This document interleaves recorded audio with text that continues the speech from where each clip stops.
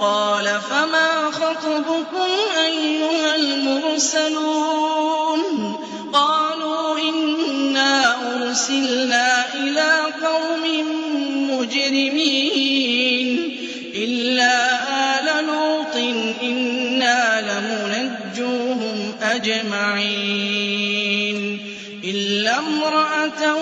قَدَّرْنَا إِنَّهَا لَمِنَ الْغَابِرِينَ فَلَمَّا جَاءَ آلَ لُوطٍ الْمُرْسَلُونَ قَالَ إِنَّكُمْ قَوْمٌ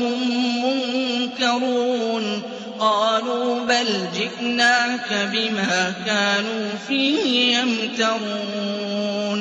وَأَتَيْنَاكَ بِالْحَقِّ وَإِنَّا لَصَادِقُونَ